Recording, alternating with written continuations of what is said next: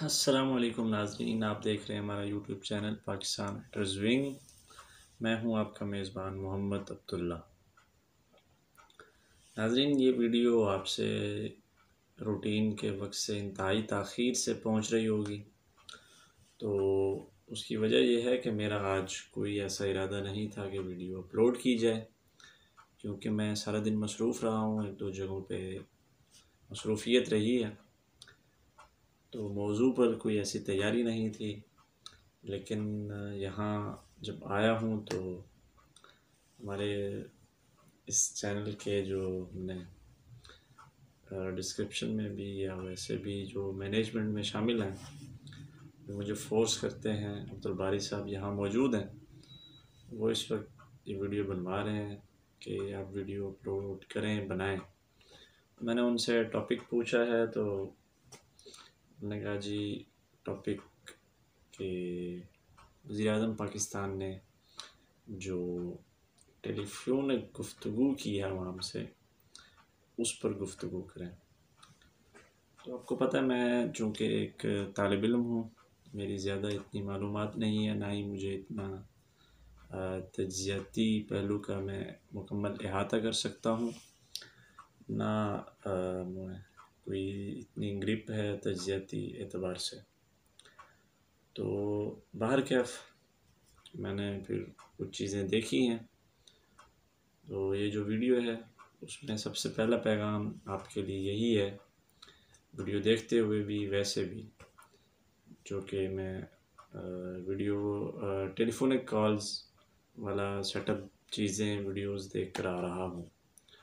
تو بھائی جتنی مرضی مہنگائی ہو جائے تو سب سے پہلے آپ نے گھبرانا نہیں ہے، اور یہ سوال ہے کہ وزیراعظم صاحب نے کہا ہے کہ وہ اکیلے کچھ نہیں کر سکتے، وہ مجبور ہیں، تو ایسا کیوں ہے؟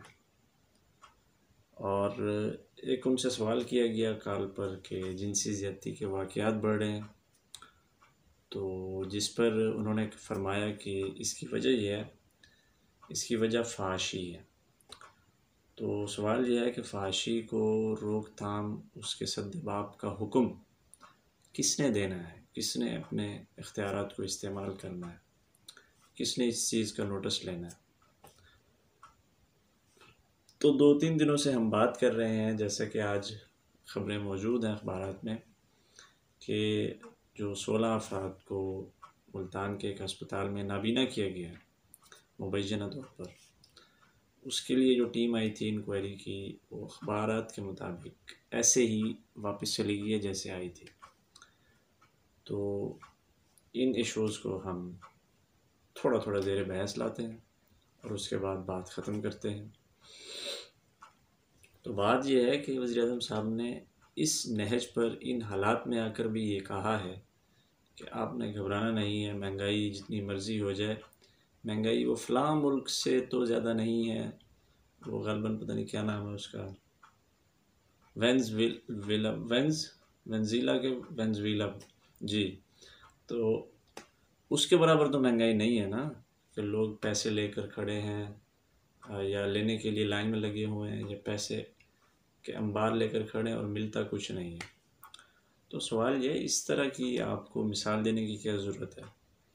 آپ کی وہ بہترین معاشی ٹیم کدھر ہے جو 90 دن کے اندر پتہ نہیں کیا کچھ کرنے والی تھی؟ ابھی 90 دن کی بات یاد آتی ہے تو ہمیں صوبہ یاد آ جاتا ہے جنوبی پنجاب والوں کو، جس کا 2-3 دن سے پھر تماشا لگا ہوا ہے، تو کہ جی ایک نوٹیفیکیشن آ رہا ہے، پھر دوسرا آ رہا ہے، پھر بیان آ رہا ہے کہ جی بزدار صاحب ہر 15 دن کے بعد اور ہر مہینے میں 2 دفعہ یا اس طرح کہ جی وہ ملتان میں بیٹھیں گے، جی سیکٹریٹ میں بیٹھیں گے، اور سیکٹریٹ کی حالت یہ ہے ابھی ملتان اور بہاولپور والا تنازع ان سے حل نہیں ہو رہا۔ تو بہرکیف کس لحاظ سے آپ کہتے ہیں کہ گھبرانا نہیں ہے؟ آپ کہا کرتے تھے میاں صاحب جان دو، تو خان صاحب آپ بھی جانے دیں بہرحال۔ تو بات یہ ہے کہ وزیر اعظم نے ایک اور بات کی کہ جی وہ مجبور ہیں۔ وزیر اعظم ہیں یا مجبور ہیں وہ؟ اور کس چیز کی مجبوری ہے کہ وہ جی اکیلا کچھ نہیں کر سکتا؟ جی اکیلے نہیں کر سکتے تو وہ ٹیم کی طرح جو ماہرین کی ٹیم تھی، ہر شعبے کا ماہر تھا اور ہیں بڑے باہر سے منگوائے ہوئے ترجمان موجود ہیں جو ہم نے منگوائے، خزانہ کے لیے لوگ باہر سے امپورٹ ہوئے، وارد ہوئے، وہ جب موجود ہیں تو پھر کام کیوں نہیں ہو رہا؟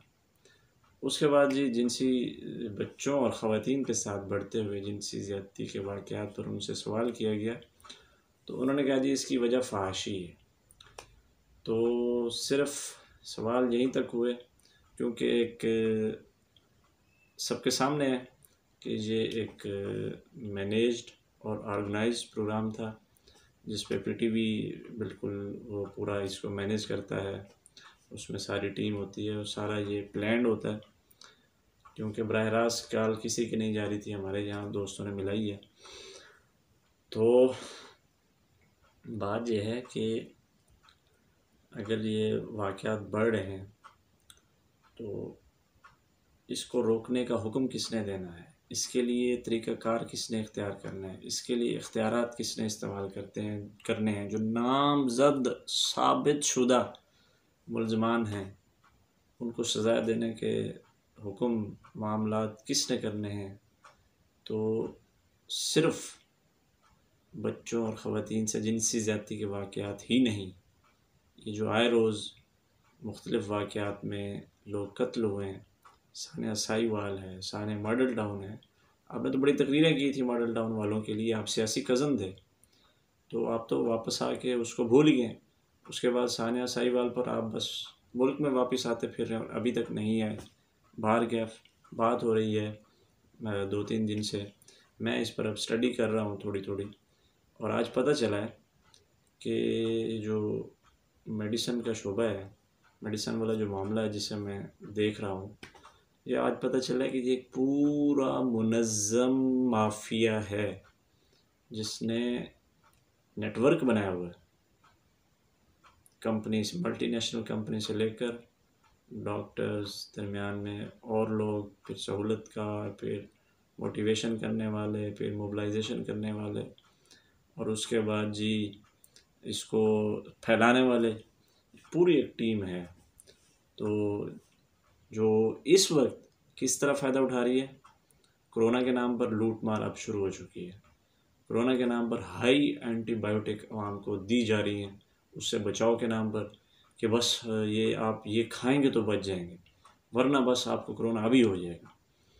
تو ان چیزوں پر کنٹرول کرنے کی ضرورت ہے، اور ہم ان لوگوں کو جو اس طرح کے منظم، دیکھیں ڈاکٹری ایک مقدس پیشہ ہے، اور کئی ہمارے دوست ایسے ہیں جو خدمت کر رہے ہیں، کئی ہمارے عزیز و اقارب ایسے ہیں جو صرف خدمت کے پہلو کے مد نظر یہ چیزیں کر رہے ہیں، لیکن اس طرح جو حقائق، جو چیزیں میں روز نئی نئی سن رہا ہوں وہ انشاءاللہ آپ کے سامنے بہت جلد میں رکھوں گا۔